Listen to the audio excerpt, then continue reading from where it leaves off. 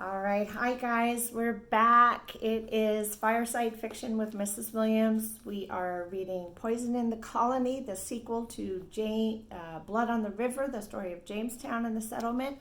I'd like to thank Penguin Random House and Viking Publishing for letting me post these online at YouTube for you guys so you can enjoy. So here is today's installment. We are on chapter 10.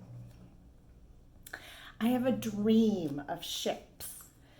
It has the feel of the knowing, but it cannot be, dead as that is within me. Still, I wake, shaking as if the ships were real. They are frightful, fantastical, and strange. They come one after another, crowding the wharf at Jamestown. They unload their cargo. People. So many people. But not just ordinary groups of settlers. That is what is so odd. There are ships with only children, ships with all young women dressed in white dresses, and a ship carrying people with dark brown skin dressed in colorful robes. The people themselves are not frightful, but rather the sheer mass of them. They fill Jamestown to overflowing and spread up the river on both sides. Too many people to feed, too many people to govern, too many people spreading out into Indian lands, angering the Powhatan leaders. I sit up in bed and shake my head to chase away the dream. My night clothes are wet, partly from my own sweat and partly because Alice has wet the bed again. Alice opens her eyes. "No more drinks of water for you at night," I tell her. Gray dawn fills the cottage. My parents are two lumps in the bed next to ours. I pull off my wet nightgown and dress for the day in shift, petticoat, frock, and apron. Then I pull Alice's wet nightgown off her and dress her. I use the bellows to fan the fire. The orange glow lights up the wooden table and chairs and the iron cook pot full of porridge. I use the ladle to break the crust that has formed on the porridge overnight and add some wood to the fire to get it going. We are still only a few hundred settlers, I think, trying to wash away the dream. I hear my father yawn and use the chamber pot. He pulls on his clothes and boots. He'll need to get an early start. It's tobacco transplanting time. Though my father and Samuel are both skilled carpenters, ever since tobacco has become so important to the colony, they have been assigned to the tobacco fields during the planting, growing, and harvesting seasons. The carpenters work in the fields, and servants sleep in tents or out in the open for lack of good cottages. "What have you got for me for breakfast today?" he asks as he sits at the table and runs his hands through his hair. "Roast pheasant?" I laugh and ladle warm porridge into his bowl. "Roast pheasant is tomorrow," I say. "Today is porridge." "Good, I like porridge too," he says. Mum was the first unmarried woman to ever come to Jamestown, and I can see why she chose my father over all the other men who tried to court her. He is tall, with lively eyes and a quick smile, and most important, he is kind through and through. My father eats quickly and leaves for the fields. As my mother begins to stir, I have Alice help me carry our cornhusk mattress outside. We hang it on the laundry line along with our nightclothes and linens to dry. "You're Mum's big girl now," I tell her. When our new little sister comes, Mum will have enough diapers to wash and dry without our bed being wet every other night. "I'll be her big sister?" Alice asks. "That's right," I say. My mother peeks her head out into the cottage door. She is tying her apron over her big belly. "I heard that," she says. She is looking at me crossly. I take Alice's hand and lead her back inside. "Heard what?" I asked innocently.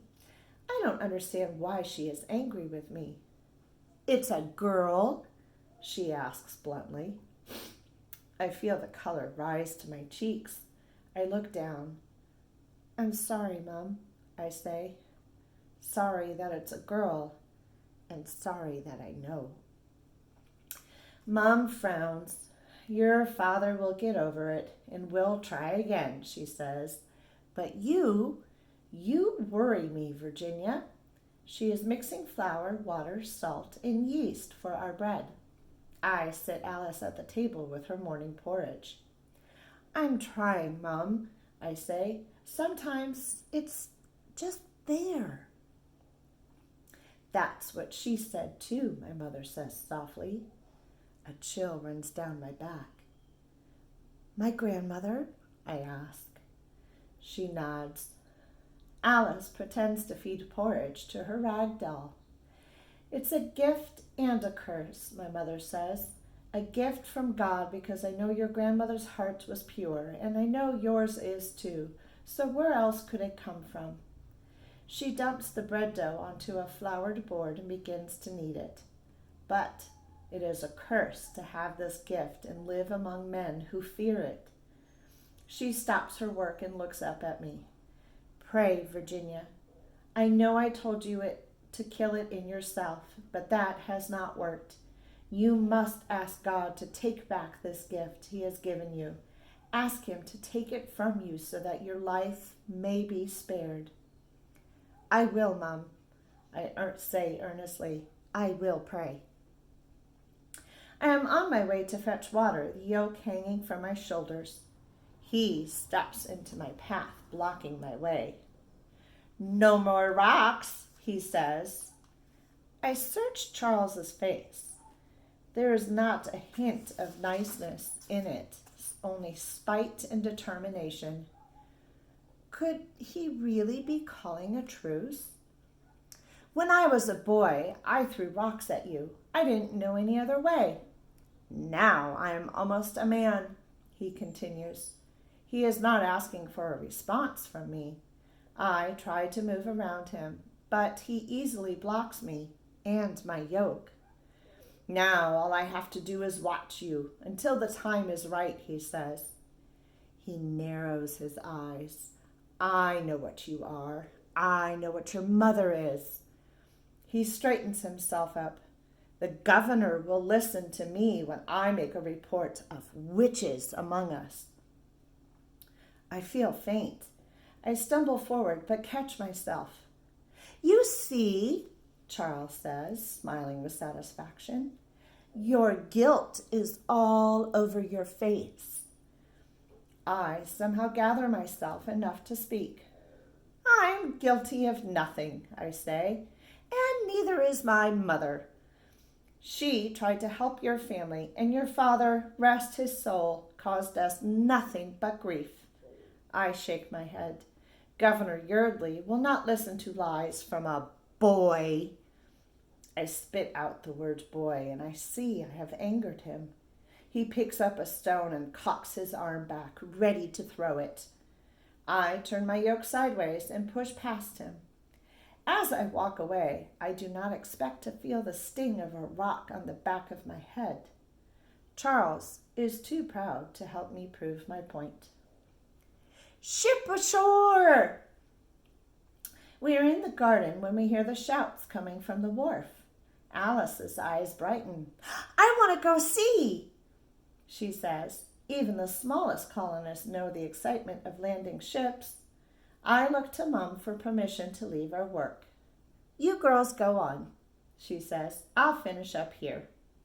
Alice and I make a game of it, racing each other to see who can get to the wharf first. Of course, I take baby steps and let her win.